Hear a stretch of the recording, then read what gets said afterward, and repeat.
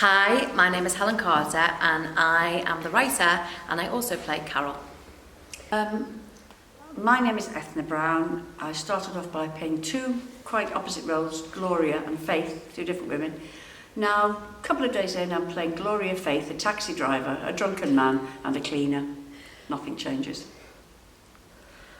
I'm Molly Madigan and I'm just playing Holly. I wish I was a taxi driver though. And you're the daughter, aren't you? You're the central daughter, the central love of the piece. Yeah, so. I'm the daughter of Carol, who's the main character. Well, it's a Christmas show.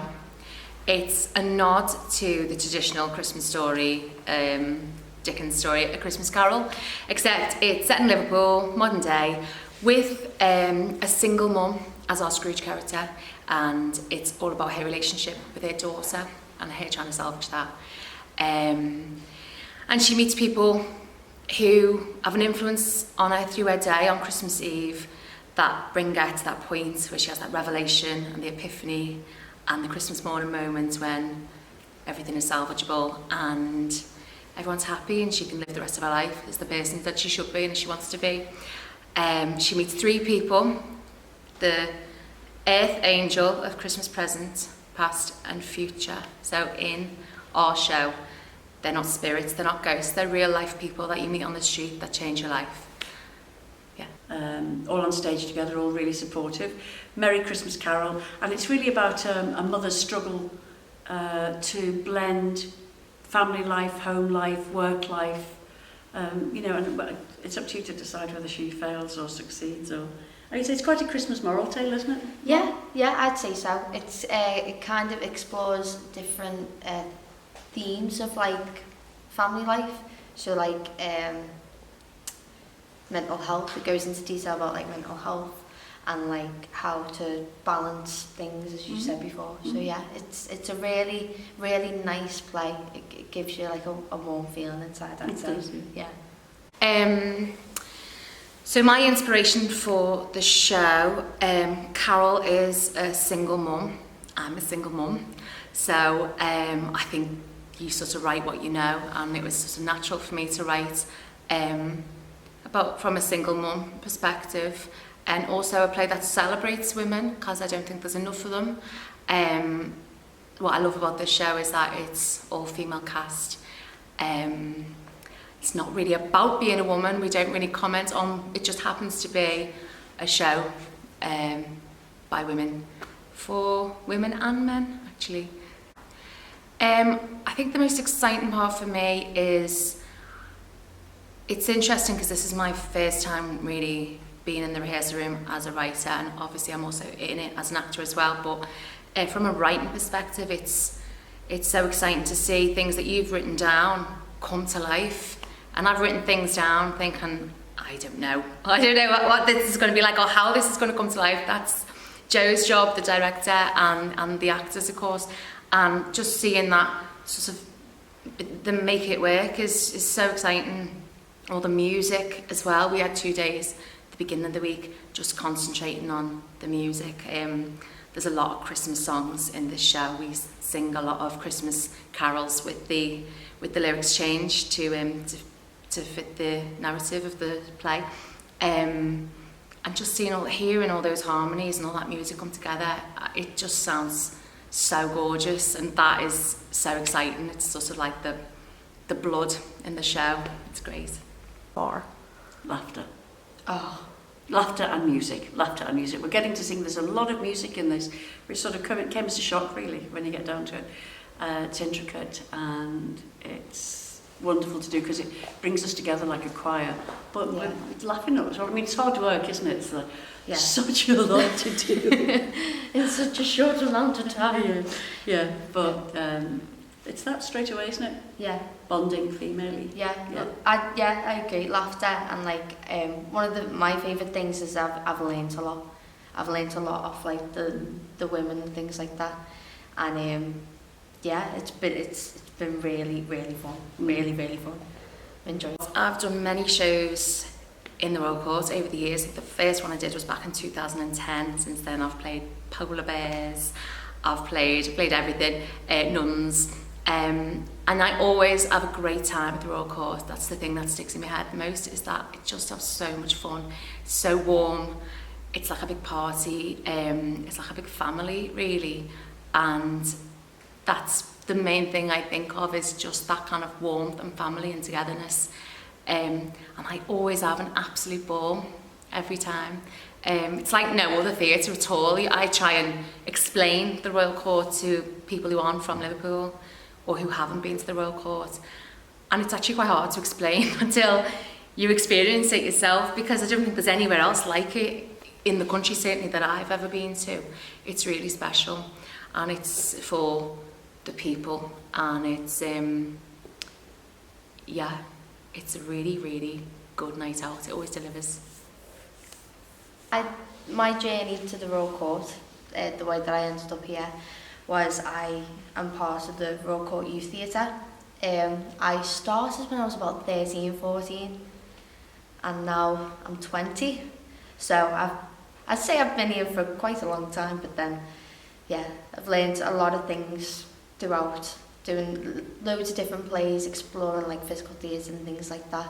And now I've got this amazing opportunity to do this, so it's really, really good. Yeah. How about you? Mind your own business? My route to the Royal Court came sort of more through traditional theatre. I was very, very, very lucky, there's no other word to describe it, to be asked to take part in the first play, the first running through of Brick Up the Mersey Tunnels. And so that sort of opened everything up for me here at the Royal Court. And for everybody else, really, you know, it's made a building, you know, it's made this wonderful building that employs all sorts of people. It's a really family business now, it feels like that still.